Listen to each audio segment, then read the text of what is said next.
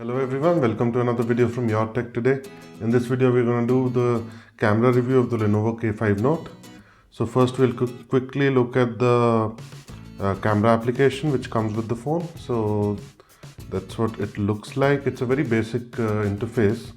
So you have a shutter button here, you have your video mode here, and you have the front camera button over here, and press it back to go to the back camera. So press the shutter button to take the picture. So you have your HDR mode on and off over here, and flash toggle over here. So in the photo mode, when you press this button over here, you get some options, which is for effects. So you can see the various effects over here. It shows live on the screen the effect which has been applied. So you have quite a lot of effects which are available. And then you have the panorama mode. So we'll take a look at some samples of the panorama in the samples which I'll show you. And it does take horizontal as well as vertical panoramas. Then you have the settings button over here. So in this you have the camera settings, the video settings, and some general settings. So in the camera settings you can change the aspect ratio in 4:3 or 16:9 or 1:1. So 4:3 will take the full 13 megapixels, 16:9 will take about 9 megapixels of photo, and that is the resolution.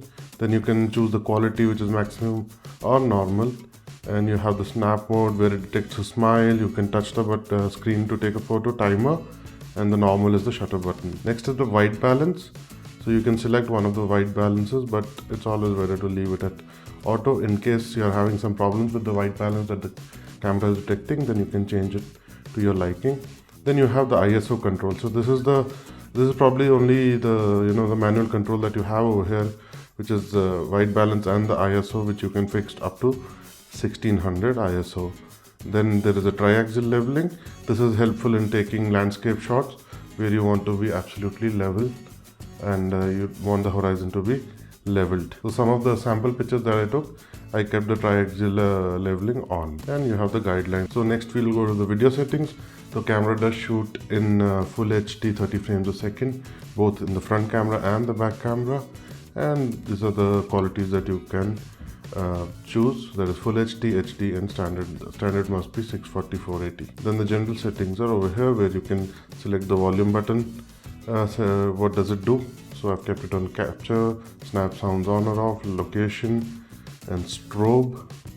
So that is the frequency of the fluorescent lighting according to your specific region. You can change it. If you're seeing some flickering in your videos, then you can change it to 50 Hz or 60 Hz, or keep it on auto. Storage location is phone or the SD card, and reset all settings. One more thing I would like to mention is that you can configure the fingerprint scanner to take photos. That is a setting in features, and here you can see fingerprint gestures and use fingerprint to take photo.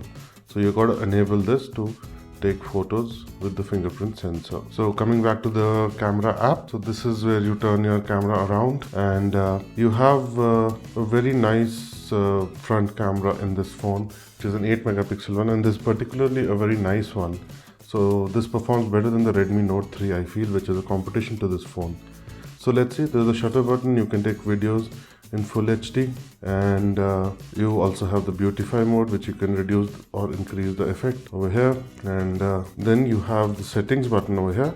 Here you can choose the photo quality, and then the snap mode. Now snap mode is something which is very useful, because there is something called auto selfie. When you switch that on, it automatically detects. See, it detected my face, so it thought it's an ideal situation to take a selfie, which it's not right now, but you can always switch it on. So when you point the phone towards you and it thinks that you're going to take a selfie, it automatically takes a selfie. Right now it's irritating. Right now it is irritating us, but it is pretty useful. Otherwise you can just do the two-hand gesture, which I like. So you detected my fingers and it starts taking the picture. We have the tap the screen to take a photo. That's also nice. You don't have to touch the shutter button over there. So photo mirror you can enable or disable according to your liking. Fill light is all these bars you see on the side. You can change the color of that. So when it snaps the photo, it brightens up the screen and lights up your face with the in a dark situation you can use this feature to get better photos from the front camera, and we will see the samples shortly. So going over the camera hardware, the front camera is an 8 megapixel with the pixel size of 1.4 micrometer. So those are big pixels, so they can capture more light, so you will get better results. And definitely the camera on the front is a really good one on this. On the rear we have a 13 megapixel camera, f2.2 aperture, and it is a Samsung sensor, as I've mentioned before in my unboxing also. It is a face detection autofocus, so autofocus is pretty snappy, but I am having some issues in video where sometimes it does not focus properly. The autofocusing is very slow. Sometimes it just doesn't work. So I've been having those issues, but I think Lenovo can fix it with some software updates. The audio also, which is recorded during the videos, is also pretty satisfactory and has no issues. We have a single tone LED flash over here which is bright enough, but they could have provided a dual tone one just to improve the picture quality in the dark. So let's quickly go through the samples. So this is a macro shot, you can say. It's a beautiful crisp photo, and you can see the focus is tagged sharp and the bokeh is beautiful.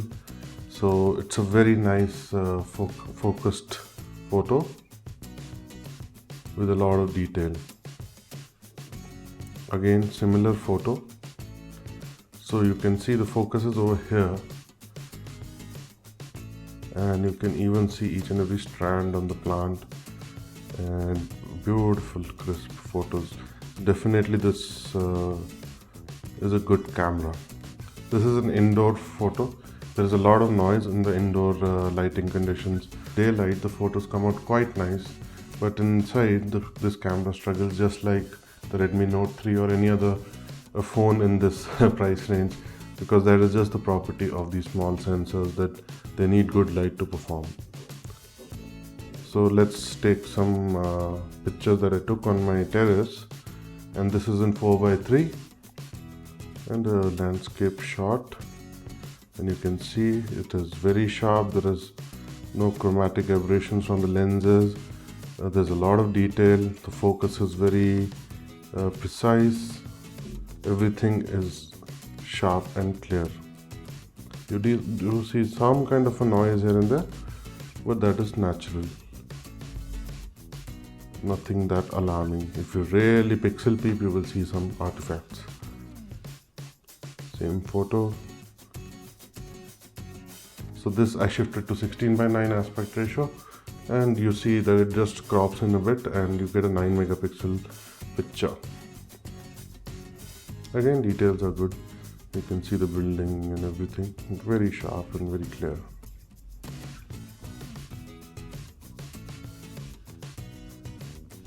So another 16:9 ratio photo.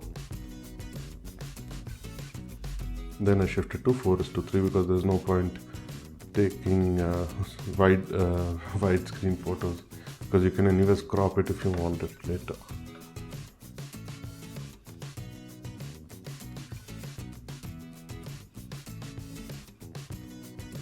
So this is a close-up over here, sort of macro shot where you can see the blurriness of the background again and the details in the picture over here. You can see the small cracks on the surface of the whatever device this is, the dish for the TV, and you can see the rust on the nail. So very nice. When it in proper lighting, this camera does perform really well. Another one. So it has exposed it quite nicely because there was bright light over here and some dark shadow area over here. Both are exposed nicely, and here the HDR mode was off. Again, I wanted to show the bokeh effect. So you can see this pipe is here. So the focus is on this, and these are 3-4 pipes in a line on the top of the terrace. You can see it's so blurry and so nice. This is the kind of effect we get in DSLRs also. Obviously DSLRs are much better, but in a phone, getting something like this in this price range, it is quite nice. So with a little bit of hard work and proper lighting and technique, you can get pretty good results with this camera. Another close-up. These are video samples which I will add after this. So this is the front-facing camera, and I love this camera. So you can see the detail on my skin. It's all there, 8 megapixels, lot of resolution. So I am facing the sun right now, so it's nice bright lit. So let's check out another photo. Now the sun is behind me, and you can see it's such a bright sunlight, but still I have been exposed properly. So that's a very good sign that it has been able to compensate and know that the exposure compensation or adjustment is very good. So otherwise in a normal camera or a not so good camera, we would have seen that the face would be dark, but it has exposed properly. Now the sun is on I guess this side, that is the right hand side. Again, very nicely exposed. You can see you can see the sunlight coming from this side, but this side is also, the left side is also exposed quite well. So here I will show you an HDR sample. So this is taken in non-HDR mode. And next we'll go to the HDR image. So look at the difference, how much detail you are getting with the HDR. HDR mode is working very well in this phone. So I'll give you a few seconds to look at this picture. You can see the trees, you can see the ground, and everything has been exposed really nicely. And when we go back to the non-HDR one, you can see the difference. So the ground is not that well exposed, and a lot of shadow area where there is no detail.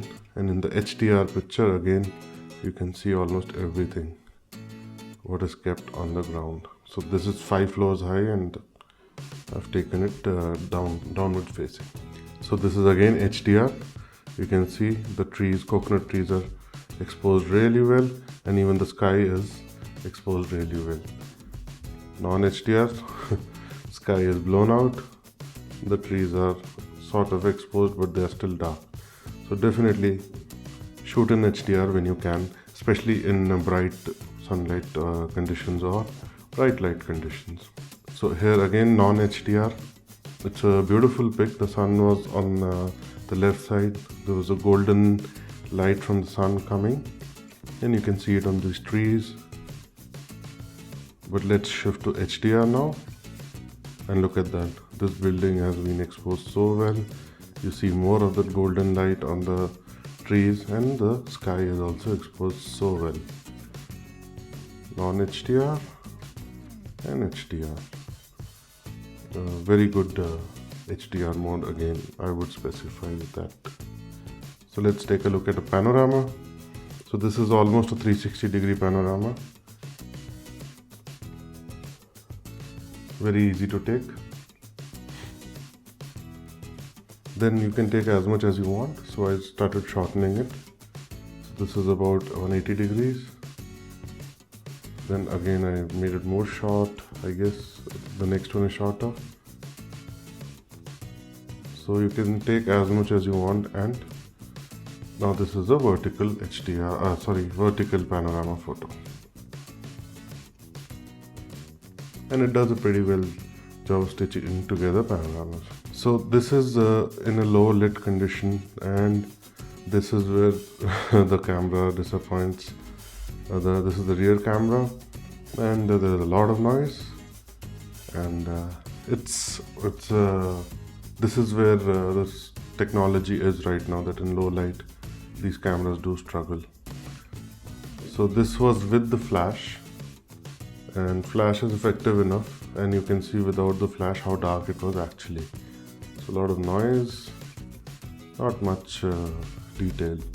So flash does improve the condition, but you can get an idea that it was pretty low lit condition. Again, a lot of noise here without flash. There's a bulb over here, but we can barely see it. And this is with the flash. So flash does improve the condition and exposes quite well, I would say. Front facing camera in the same lighting condition with that fill light feature on. This is indoor in my house, and tube light. One tube light was on, and this is what the picture was with flash, and this is without flash. One thing I would like to mention is indoor conditions. The front camera does perform really well. Like for Skype calls, which I just tried, it was very nice with the tube light on, and or just minimal one bulb in the room or something like that.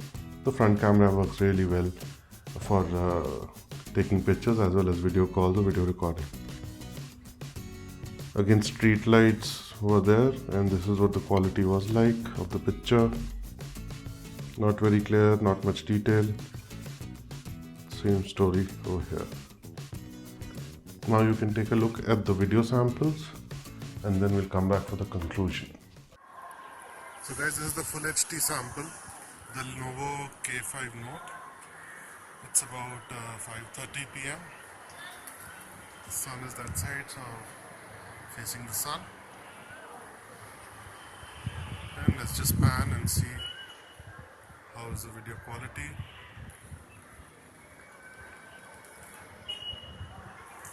Nice beautiful evening in Bangalore. Temperature is around 25. I know most of India is facing the heat. Bangalore's very nice and pleasant. So I'm walking now, handheld. So let's see how stable it is. I really wish they would have added optical image stabilization, but they haven't. Camera shoots only up to full HD. Even with open camera, it does not support 4K.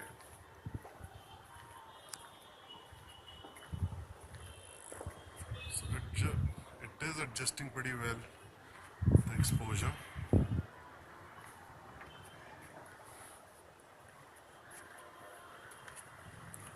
Let's see the focusing.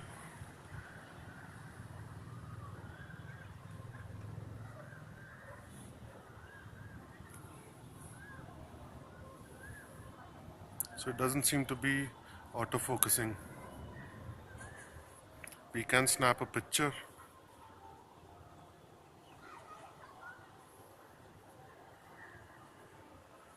But it is not autofocusing. Let's just check once more. Okay, it has autofocus, but it is really slow. Let's go back to a nearby object again. So as you can see, it's not focused to the nearby object until and unless I tap the screen. Now it has got the focus. Whereas distant,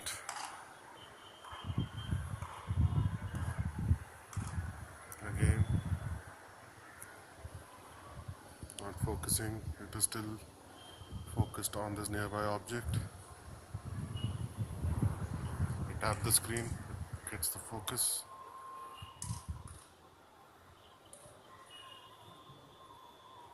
No. So the audio also is through the inbuilt microphones. Quick pan.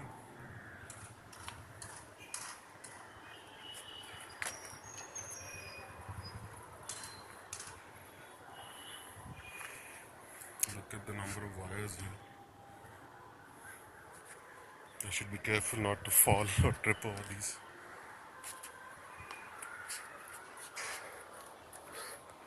Let's just check what is the bokeh like in video.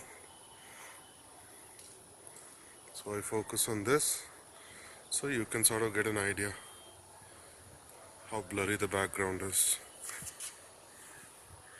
I think it's quite nice. It does focus pretty near though, but you have to tap it. I think Lenovo can fix it in one of the software updates.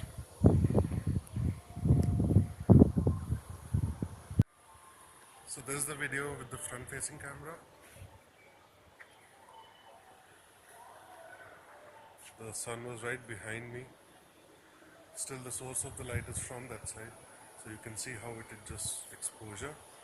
Now I'll move it towards this side. I think it's doing a good job. and now I'll face the sun. So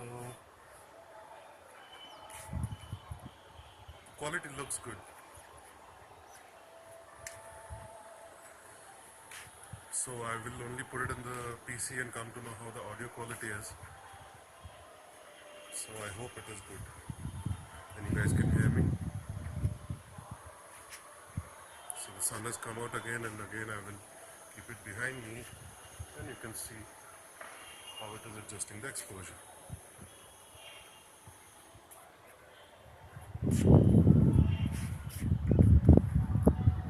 It does record in full HD from the front facing camera and the rear facing camera. This front facing camera is an 8 megapixel. It has a bigger pixel size of 1.4 micrometers. So it should perform better than the back camera in low light situations. I do not know what the f number is on the front camera. The rear is f2.2. Let's see how the digital zoom is in video. So this is fully zoomed in at 3x. Does not go more than 3x. Digital zoom is anyways not much useful, so that's alright. And I'm holding the phone with both hands. Single hand zoom. And you can see the footage is very shaky. I think the camera on the front is pretty wide also. So this is at the full arm's length. And you can fit quite a lot of people in the picture. It's 77 degrees, I think, the field of view for the front camera. I think it's good enough. It does not cause any distortion of your face or anything, because on the S7 Edge I've noticed it's a much wider camera on the front and it causes some, when you take a close by selfie, it causes some kind of a distortion of your face, which looks really bad. So this will be sort of a low light video sample. The light source is over there. I'm going to walk towards the dark hall to the lift over there. So let's see. It's really low light. You can see from here the light is coming, and back there is the light source. It's performing better, I feel, in some of the cameras in this price range. So this hall is even darker, and you can see what the low light performance is. I think the frame rate has dropped very low.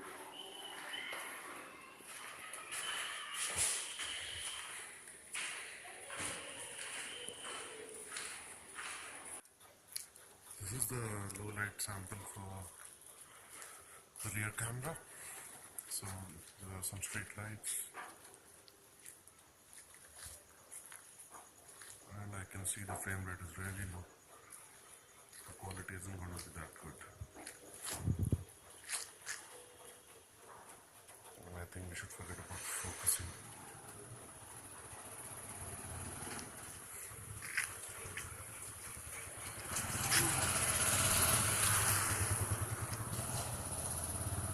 So it has lost focus also. Let me tap the screen. Okay. So this will be the front facing camera sample in extreme low light. There are some street lights around.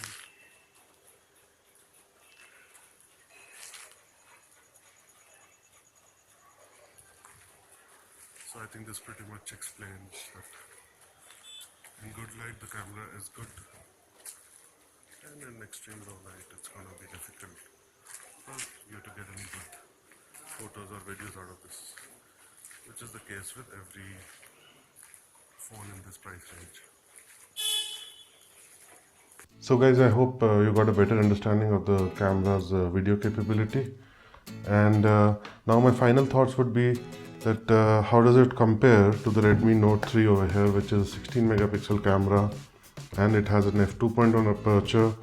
That how does it compare to the Redmi Note 3 over here, which has a 16 megapixel camera and it has an f2.0 aperture and it has a dual tone LED flash also.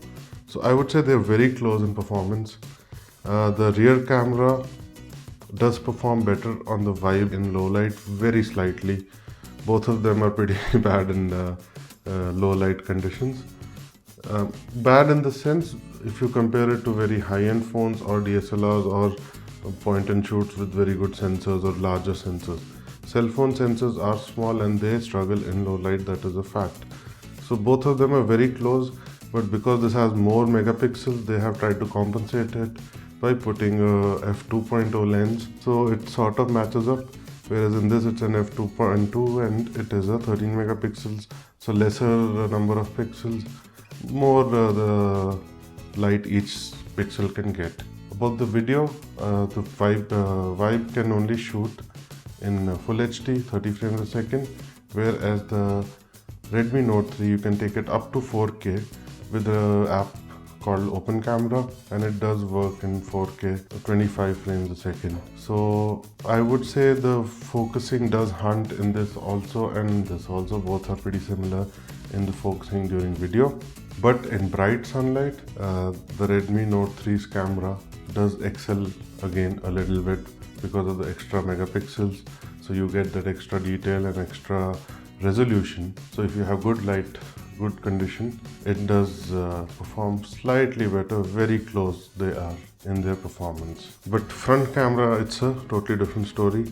It's a much better camera on the K5 Note, and Redmi Note 3 lacks in that. Audio also, while the recording I feel is slightly better on the K5 Note. So finally I would say it's a great camera combination, both the rear and the front. The performance of the front camera is very nice and the rear camera is also quite nice. In daylights you will get really good pictures with this camera over here. So guys, this finishes the review, and if you have any questions, please leave it in the comment section below. I'll try to answer it as soon as possible. And if you like the video, hit the like button. If you haven't subscribed, please subscribe to the channel. And thanks for watching. Take care, and I'll see you in the next one. Bye bye.